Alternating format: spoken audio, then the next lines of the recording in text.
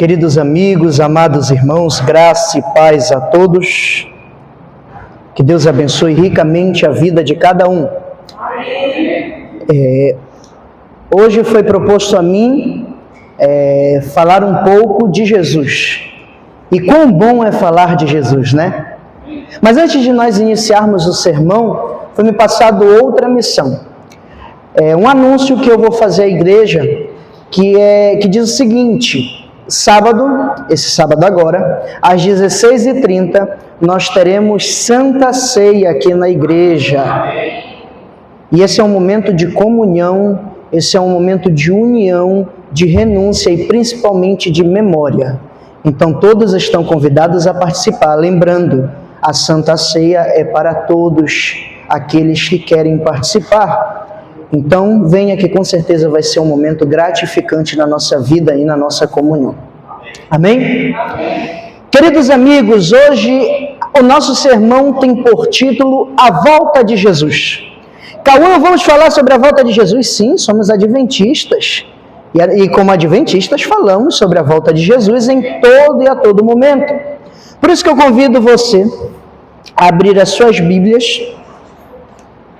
no livro de 1 Tessalonicenses, capítulo 4, versículos 16 em diante.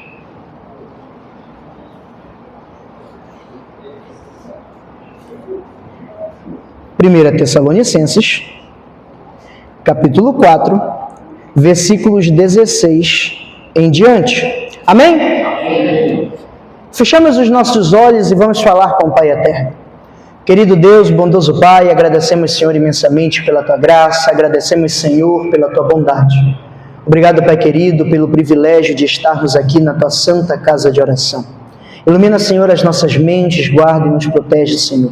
Nós pedimos, Senhor, que possamos enraizar aqui tudo que vamos aprender, tudo que vamos aí redescobrir. Que o Senhor nos abençoe em nome de Jesus. Amém. 1 Tessalonicenses é um texto bem conhecido. Capítulo 4, versículos 16 e 17, diz o seguinte: Pois dada a ordem com a voz do arcanjo e o ressoar da trombeta de Deus, o próprio Senhor descerá dos céus, e os mortos em Cristo ressuscitarão primeiro. Depois nós, os vivos, os que estivermos, seremos arrebatados com eles nas nuvens, para o encontro com o Senhor nos ares, e assim estaremos para sempre com o Senhor. Consolem-se uns aos outros com essas palavras. Queridos, eu, Cauã Ferreira Lopes, digo com convicção que a Bíblia é um livro adventista. Como assim, Cauã? A Bíblia é um livro adventista? Sim. Veja que a palavra advento, ela provém do grego e significa segunda vinda, basicamente falando. Então, todo aquele que prega que Jesus voltará, todo aquele escrito que fala que Jesus voltará uma segunda vez, automaticamente, se nós pegarmos a raiz da palavra, se torna advento ou adventista. Então eu digo com convicção que a Bíblia é um livro adventista. A Bíblia tem cerca de 3.575 promessas. Dessas 3.575 promessas, 2.500 falam sobre a volta de Jesus. No Novo Testamento, de 11 em 11 versículos, fala sobre essa maravilhosa esperança. Mas a pergunta que surge é: se a Bíblia é tão enfática em afirmar que Jesus voltará, por que ele ainda não veio?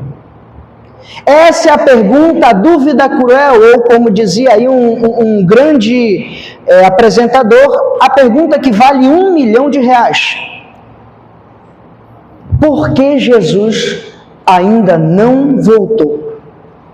Queridos, depois de 1 século e meio anunciando a iminente vinda de Cristo, depois de ver um a um os pioneiros de nossa igreja descendo à sepultura, a pergunta que cresce abarcando todo o movimento profético é a seguinte: por que Jesus ainda não veio? Veja bem que se nós analisarmos as cartas de Paulo, nós veremos que o apóstolo Paulo estava tão convencido, mas tão convencido que Jesus voltaria nos tempos dele, que ele afirmou o que está em 1 Tessalonicenses, quando ele diz, quando ele diz as seguintes palavras: depois nós, os vivos, os que ficarmos, seremos arrebatados juntamente com eles e ficaremos para sempre com o Senhor. Aquele apóstolo estava convencido de que Cristo regressaria em seus tempos. Apesar de uma visão posterior, ele saber que Cristo só voltaria após a apostasia da igreja. Mas 3 anos mais tarde, ele ainda continuava pensando que estaria entre os justos vivos transformados. Paulo tinha uma sede tremenda. Ele ansiava de forma maravilhosamente extraordinária a vinda de Cristo. Ele queria ver, e ele tinha ali a convicção de que Cristo voltaria em sua geração. Veja que com imensa alegria, o profeta João escreveu finalmente a sua última mensagem, a última mensagem que o Consolador lhe transmitiu. Apocalipse capítulo 22, versículo 20, vem trazendo algo que nós temos como estilo de vida, algo que é traduzido, o prefixo de 2 palavras em aramaico, que é Maran e Atá. Maran significa o Senhor, e Atá, vem. Logo, Maranata, o Senhor vem. Nós, como gostamos de Jesus, nós acrescentamos o logo porque queremos que Jesus volte logo, né, irmão Elias? Por isso que falamos, o Senhor logo vem. Apocalipse capítulo 22, versículo 20 diz o seguinte, olha só, leia aí comigo na sua Bíblia. Aquele que dá testemunho destas coisas diz, sim, venho em breve, amém, vem, Senhor Jesus. Olha só que coisa maravilhosa ele disse. E um detalhe curioso cabe aqui. O Senhor disse ao profeta Daniel as seguintes palavras registradas em Daniel 12:9: vai, Daniel, porque estas palavras estão encerradas e seladas ao tempo do fim. Veja, querido irmão, querido visitante, pela Bíblia, nós entendemos que a revelação sobre o tempo do regresso de Cristo foi ocultada a muitos profetas, para que nenhum deles pudesse entender aquela mensagem até o tempo do fim. Só que nesse movimento, surge uma profeta que não se intitula como profetisa, mas uma mensageira do Senhor, que como nenhum outro profeta, entendeu o que foi a mensagem de Daniel 8,14, que vem falando sobre a purificação do santuário, em 2.300 tardes e manhãs, e o santuário seria purificado.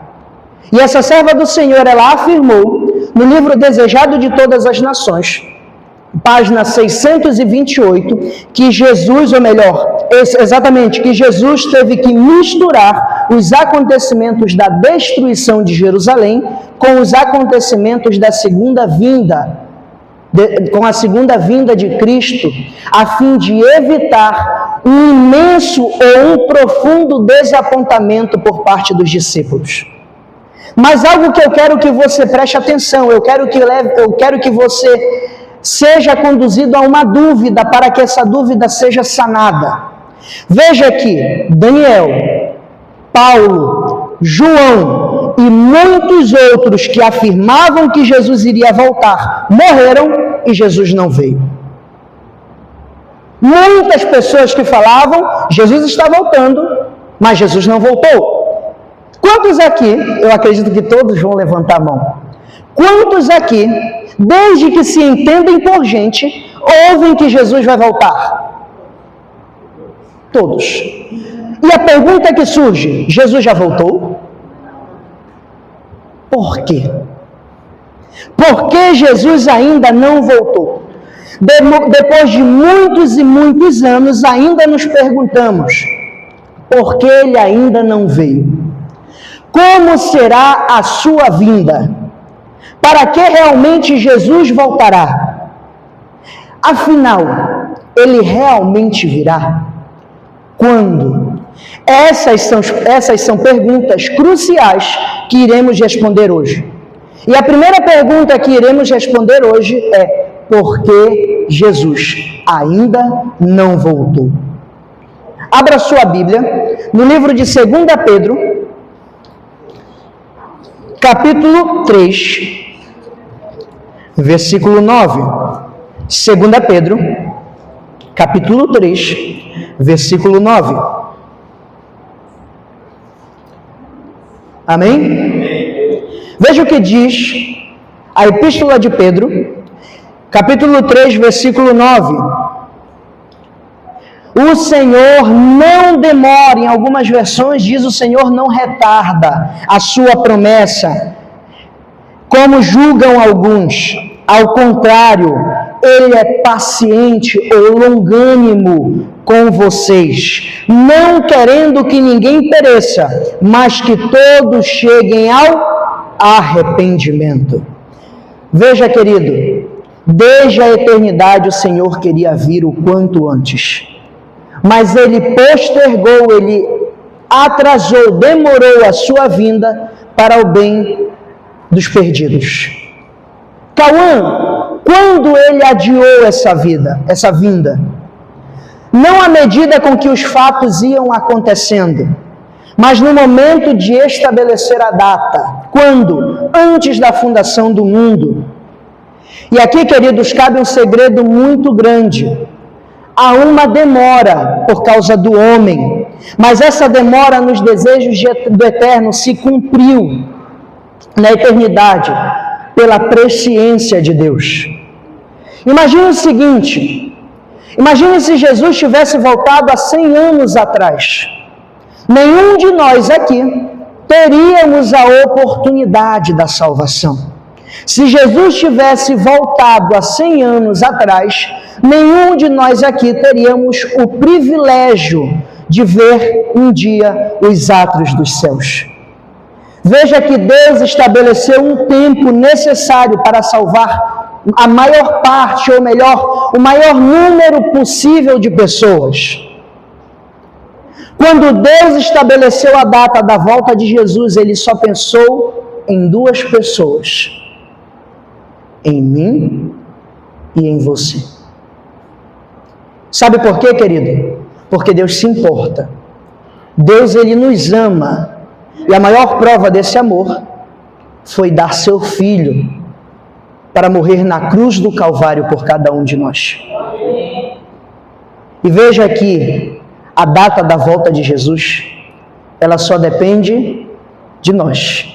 Cauã, como assim a data da vinda de Jesus depende de nós? Com certeza. Essa data, ela foi adiada antes de ser definida, antes da fundação do mundo, e essa data não será mais atrasada. Deus não irá adiar um segundo sequer este grande dia. Veja que nós temos no nosso lema, propósito, objetivo de vida e estilo, o prefixo, a palavra Maranata. E você vê que na palavra Maranata tem quantos as? 4. Amar, anunciar, apressar e aguardar.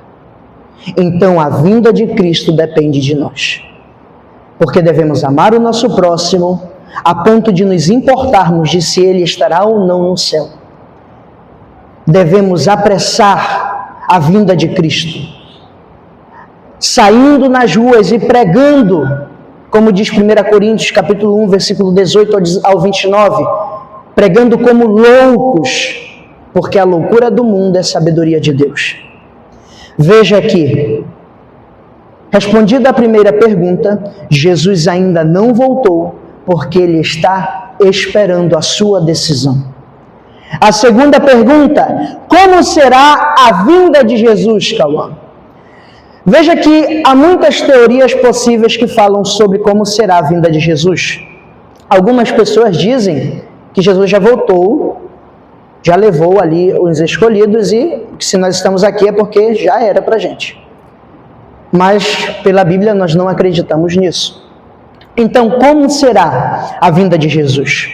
Abra sua Bíblia no livro de Tito, capítulo 2, versículo 13. A Epístola de Tito, capítulo 2, versículo 13. Como será a volta de Jesus? Nós veremos aqui algumas características. Tito, Epístola de Paulo a Tito, depois de 2 Timóteo, capítulo 2, versículo 13. Amém? Diz o seguinte: enquanto aguardamos a bendita esperança, a gloriosa manifestação de nosso grande Deus e Salvador, Jesus Cristo. Pelo texto de Tito, capítulo 2, versículo 13, nós entendemos que Jesus voltará de forma literal. Jesus não voltará de forma simbólica. Jesus voltará de forma literal. E para complementar esse texto, nós podemos ver Atos capítulo 1. Abra a sua Bíblia em Atos, vamos navegar um pouco rapidamente sobre a Bíblia, pela Bíblia. Atos dos Apóstolos capítulo 1, versículo 11.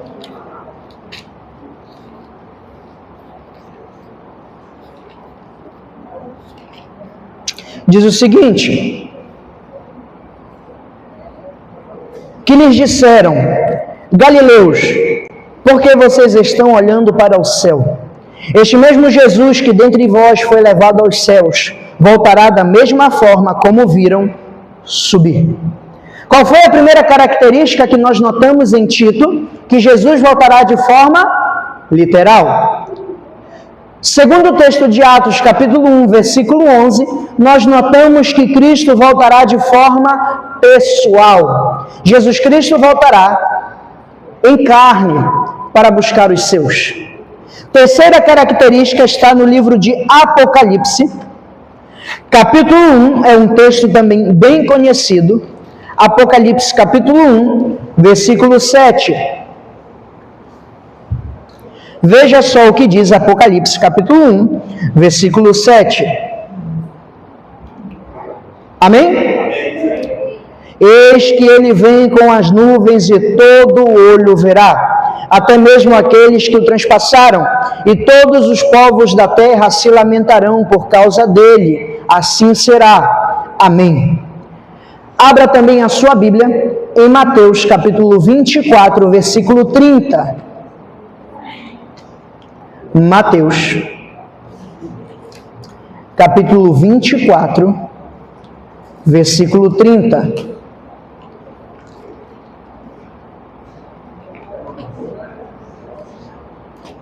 Se você não abriu a sua Bíblia nessa semana, hoje você está folheando. Mateus, capítulo 24, versículo 30, nós vemos uma característica interessantíssima que diz: então aparecerá no céu o sinal do Filho do Homem, e todas as nações da terra se lamentarão e verão o Filho do Homem vindo nas nuvens do céu com poder e grande glória. Essas duas características, em Apocalipse capítulo 1, versículo 7, e em Mateus capítulo 24, versículo 30, nós notamos que Jesus voltará de forma visível. E aqui eu quero a sua atenção para uma teoria que surge no ano de 1830, através de um podemos dizer professor erudito, na verdade nem era. Ele diz que haveria então, nos últimos dias da história da humanidade, antes de Jesus voltar de fato, um momento em que Jesus pegaria uma parte da igreja, aquela parte que triunfou, e arrebataria. Ou seja, nós temos aí uma crença chamada arrebatamento secreto. Mas, Cauã, arrebatamento secreto é bíblico? O que é que você acha, querido? De forma alguma. O arrebatamento secreto não é bíblico. Na verdade, se nós formos notar, o arrebatamento secreto ele faz parte de uma doutrina chamada pré-tribulacionismo. O pré-tribulacionismo prega que a igreja não passará pela grande tribulação, que ela será recolhida antes da grande tribulação. E eles usam alguns textos chaves da Bíblia. Só que nós entendemos que texto fora do contexto vira pretexto. Um dos textos usados é Apocalipse capítulo 3, versículo 10, que diz: assim como você se lembrou de mim na hora da provação, eu o livrarei da provação que há de vir. Esse é um texto que eles usam para embasar ali o arrebatamento secreto. Mas aí eu digo para você, ou melhor, eu pergunto para você: Noé foi livrado da provação ou na provação? E aí? Na provação. Noé foi livrado na provação porque ele permaneceu na tribulação, mas a família dele foi poupada. Outro texto interessante que eles usam é de Mateus, capítulo 25, versículo 40, se eu não me engano, ou 24, 40, que diz: estando dois no campo, um será levado e o outro será deixado. Mas se nós analisarmos esse texto, nós veremos que não está falando ali de um arrebatamento secreto, mas na verdade está falando de uma caminhada cristã. Veja o seguinte: imagine que o irmão Elias e eu professamos a mesma fé, caminhamos para a igreja todos os dias, fazemos a lição da escola sabatina, conversamos, repartimos o pão, fazemos a comunhão, tudo. Aos olhos humanos, somos cristãos excelentes. Mas no fim de tudo, eu posso me perder e o irmão Elias pode ser salvo. Mesmo que dois estejam caminhando ali, aparentemente a mesma fé, um pode ser salvo e o outro não.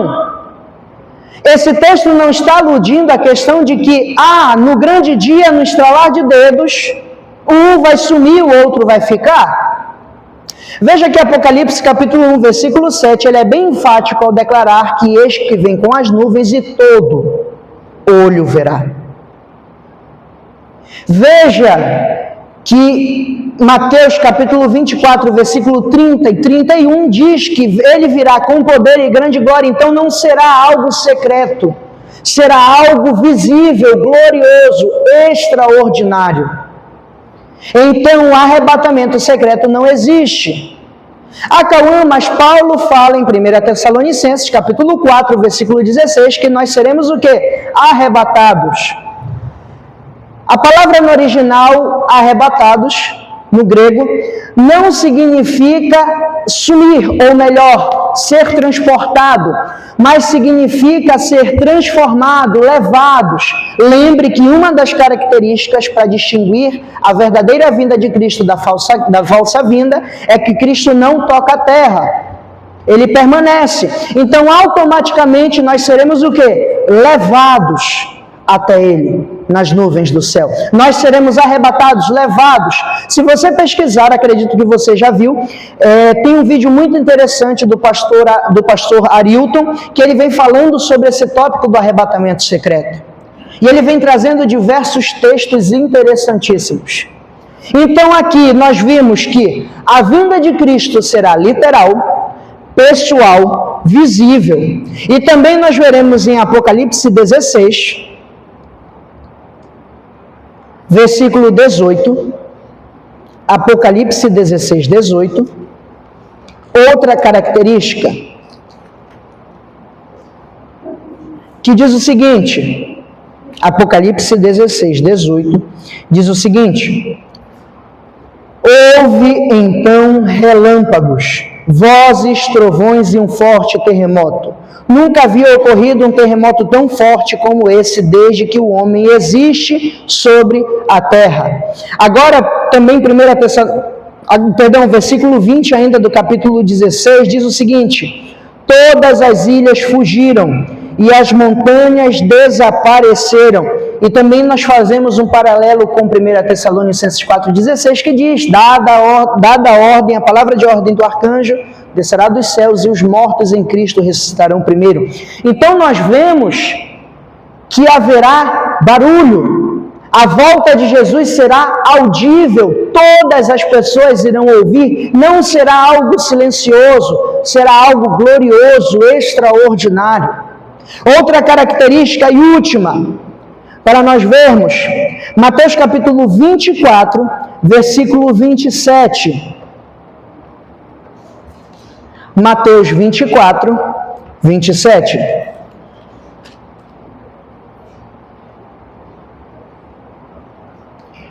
olha só o que diz: porque assim como o relâmpago sai do Oriente e se mostra no Ocidente, assim será a vinda do Filho do Homem. Agora o versículo 30. Então aparecerá no céu o sinal do Filho do Homem, todas as nações da terra se lamentarão e verão o Filho do Homem vindo nas nuvens do céu com poder e grande glória. Veja que a vinda de Jesus será gloriosa. Quem aqui já sonhou com a volta de Jesus? Muitos já sonharam. E nos seus sonhos, geralmente eu já vi pessoas contando que já sonharam que estavam salvas e que estavam perdidas. Já tiveram 2 sonhos, né? Eu também já vi pessoas que disseram que só tiveram um sonho ali da vinda de Jesus. Acredito que no sonho de vocês a vinda de Jesus foi linda. Mas se nós notarmos, nenhuma mente é capaz de imaginar como será de fato a vinda de Jesus. Porque realmente será um evento único. Nenhum evento na terra se iguala. E isso nos leva à próxima pergunta: para que Jesus voltará? Veja, para que será que Jesus voltará?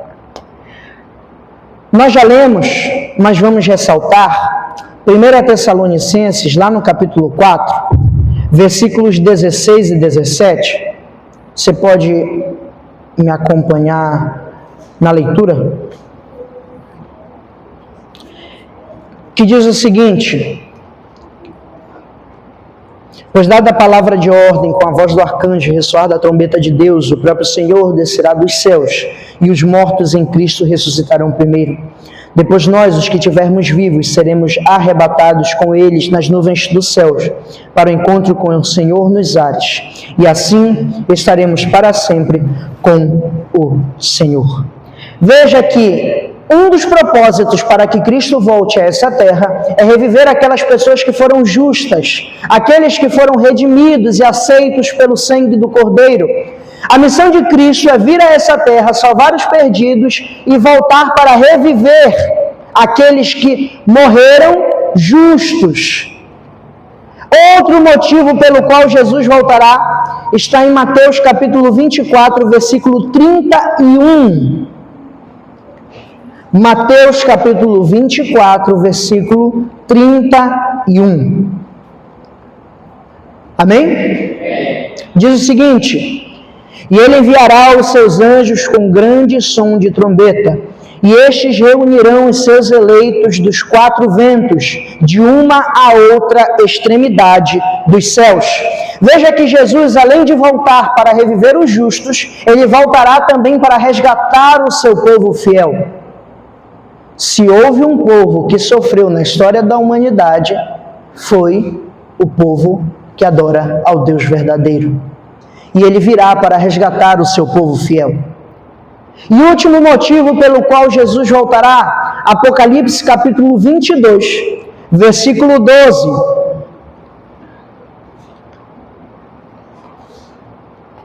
Apocalipse 22, 12, vem nos trazendo aí um outro motivo pelo qual Jesus voltará.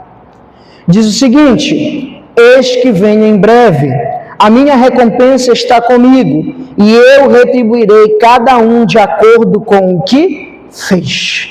Veja que Jesus voltará também para punir os ímpios, aqueles que não foram fiéis a Ele, aqueles que não obedeceram aos seus mandamentos e aqueles que não cumpriram os seus preceitos. Então Jesus, além de voltar para reviver os justos, para resgatar o seu povo, Ele também voltará para punir os ímpios. E uma das perguntas que mais fazem na antiguidade e na atualidade: quando Jesus voltará, Cauã? Quando será que Ele vai voltar? Veja, querido irmão, que Jesus não disse quando voltaria, mas Ele nos deixou sinais. Abra sua Bíblia em Lucas, capítulo 21, versículo 25. Lucas, capítulo 21, versículo 25. Amém? Vejamos o que diz.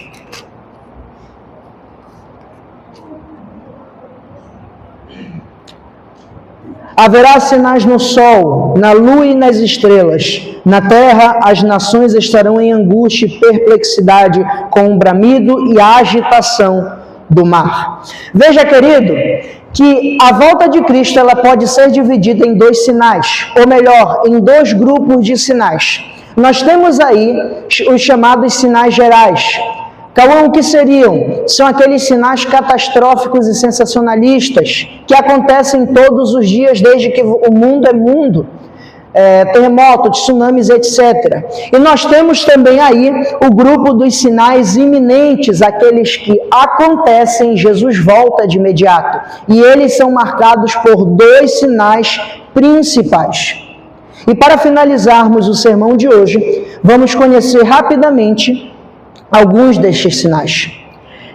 Os sinais gerais, que são aqueles catastróficos e sensacionalistas, eles estão datados, ou melhor, eles estão listados em Mateus capítulo 24, versículos 5 ao 14, que vem dizendo o seguinte, veja na sua Bíblia: pois muitos virão em meu nome dizendo, eu sou o Cristo, e enganarão a muitos.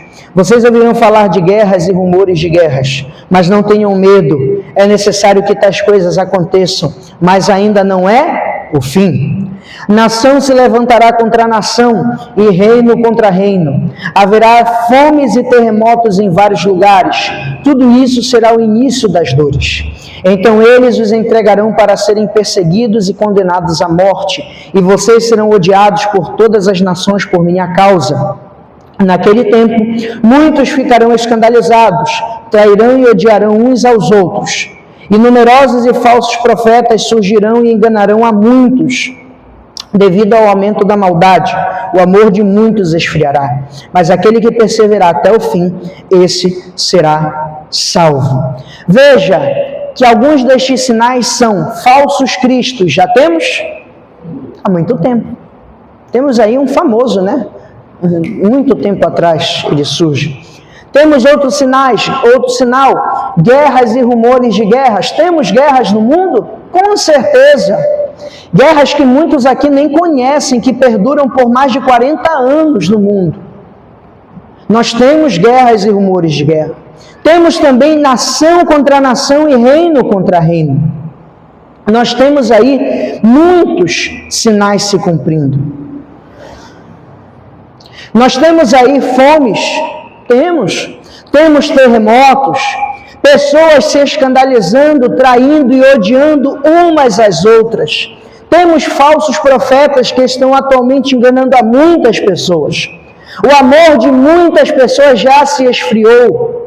Nós vemos aí um desequilíbrio absurdo na natureza. Constantemente nós vemos nos noticiários tornados, vulcões, tsunamis, terremotos, enchentes e etc. Nós vemos esses sinais se intensificando. E também temos agora o segundo grupo, os sinais iminentes, que são marcados por dois sinais em específico. Mateus 24, 14 diz, e será pregado o Evangelho do Reino em todo o mundo, como testemunho a todas as nações, e então virá o fim. Esse é o primeiro sinal. E o segundo sinal que marca os sinais iminentes que acontecem em Jesus volta, se encontra em 1 Tessalonicenses capítulo 5, versículo 3, que diz o seguinte: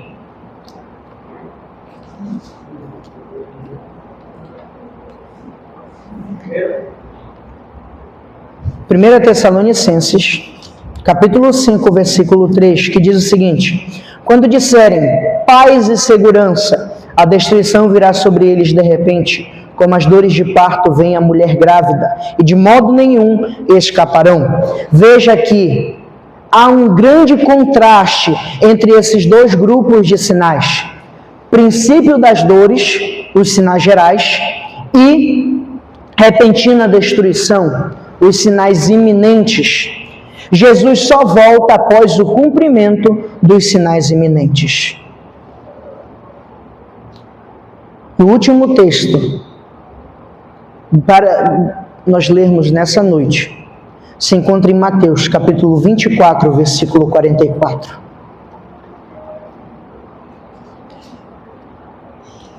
Mateus, capítulo 24, versículo 44, que diz o seguinte: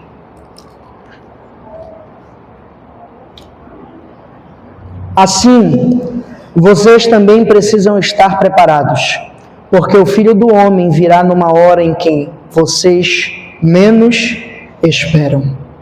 Queridos, quando Jesus voltar, muitas pessoas estarão despreparadas. Veja que Jesus virá na hora em que não pensais. Nós precisamos estar exatamente como diz o texto, apercebidos e não somente percebidos. Segundo o dicionário Aurélio, apercebido significa saber que algo vai acontecer e se preparar para aquilo. Enquanto desapercebido significa saber que aquilo vai acontecer, mas não se preparar. Veja, querido, que Deus chamou você aqui hoje para alertá-lo sobre a volta de Jesus. Cauã, mas eu ouço esses sinais desde que eu me entendo por gente, mas você nunca viu os sinais tão intensificados como estão hoje. Jesus está às portas. Nós já vemos que Jesus está bem perto de abrir a fechadura deste mundo para fazer o seu último juízo. E nós não devemos apenas nos limitar no saber que Jesus vai voltar.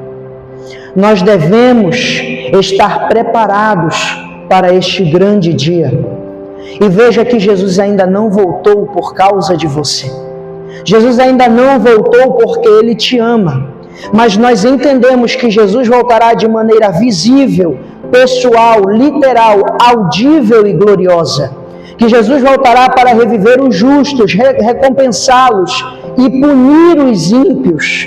E naquele dia haverão dois grupos. De um lado, os que se prepararam e aguardarão ansiosamente pela volta de Cristo. E do outro lado, aqueles que resolveram viver a vida dissolutamente, que desprezaram a maior promessa de todas. Para o primeiro grupo, queridos, será dito palavras maravilhosas. Vinde, benditos de meu Pai, e recebam por herança o que está preparado para vocês desde a fundação do mundo. Enquanto, para o outro grupo, infelizmente será dito: apartem-se de mim, malditos, para o fogo do inferno, preparado para o diabo e os seus anjos. E a pergunta que surge: de que lado você estará naquele grande dia? Eu desejo estar do lado de Cristo. E se você deseja estar do lado de Cristo, ponha-se de pé e declare em seu coração para você mesmo que Cristo reina e que logo Ele voltará. Como diz a música, ouça os passos de um Deus que se aproxima. Oremos. Querido Deus, bondoso Pai, agradecemos, Senhor, imensamente pela sua bondade. Pai querido, nós te agradecemos porque, mesmo não sendo merecedores, a tua graça nos alcança. Obrigado, Pai querido, pelo privilégio de sermos chamados filhos teus. Obrigado, Pai querido, por muito tempo atrás o Senhor ter dado a vida por cada um de nós. Obrigado pela salvação que o Senhor nos concede. Que estejamos no grande dia apercebidos, que sabiam que o Senhor iria voltar e se prepararam. Nós queremos estar naquele grande dia reunidos entre irmãos e proclamando que nós vencemos pelo sangue do Cordeiro. Que o Senhor abençoe a cada pessoa aqui.